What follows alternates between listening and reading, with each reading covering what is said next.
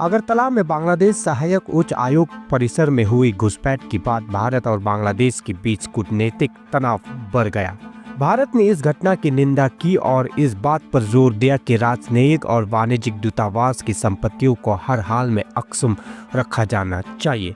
इस घुसपैठ में कथित तौर पर एक हिंदुत्व संगठन से जुड़े चरमपंथियों का एक समूह शामिल था, जिस पर बांग्लादेश की राष्ट्रीय ध्वज का अपमान करने का आरोप है, जिसकी व्यापक निंदा की गई और त्वरित न्याय की मांग की गई। अगरतला में बांग्लादेश सहायक उच्च आयोग में घुसपैठ बेहद खेदजनक है। सरकार नई दिल्ली में बांग्लादेश उच्च आयोग और पूरे भारत में राजनयिक मिशनों की सुरक्षा बढ़ाने के लिए कदम उठा रही है, विदेश मंत्रालय ने कहा। पूरी भारत में विरोध प्रदर्शन शुरू हो गया। प्रदर्शनकारियों ने बांग्लादेश में अल्पसंख्यकों के साथ एकजुटता व्यक्त की और जवाबदेही की मांग की। अधिकारियों ने जांच शुरू की है और जिम्मेदार लोगों के खिलाफ कड़ी कार्रवाई के आश्वासन दिया है।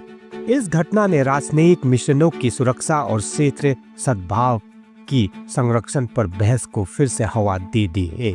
इस बीच अगरतला में हिंदू संघर्ष समिति द्वारा आयोजित विरोध प्रदर्शन से तनाव और बढ़ गया। समूह ने बांग्लादेश में हिंदू आध्यात्मिक नेता चिन्मय प्रभु की राजद्रोह के आरोप में गिरफ्तारी की निंदा की, जिसके कारण ढाका और चिटागांव में प्रदर्शन हुआ।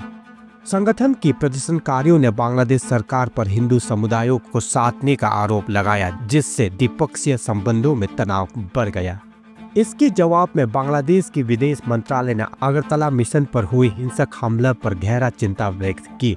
2 दिसंबर को जारी एक बयान में बताया गया कि कैसे प्रदर्शनकारियों ने स्थानीय कानून प्रबंधन की मौजूदगी में परिसर में जबरदस्ती प्रवेश किया, संपत्ति को नुकसान पहुंचाया और राष्ट्रीय ध्वज का अपमान किया।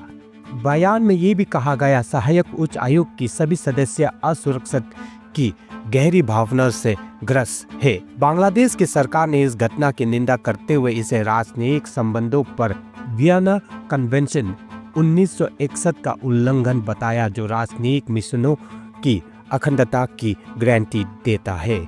इसके अलावा इसने 28 नवंबर को कोलकाता में इसी तरह का विरोध प्रदर्शन का हवाला देते हुए बताया हिंसा की पैटर्न का हवाला दिया। बांग्लादेश सरकार ने भारत से अपनी राजनयिक मिशनों की सुरक्षा के लिए तत्काल कदम उठाने, गहन जांच करने और राजनयिक कर्मचारियों और उनके परिवारों की सुरक्षा सुनिश्चित करने का आग्रह किया।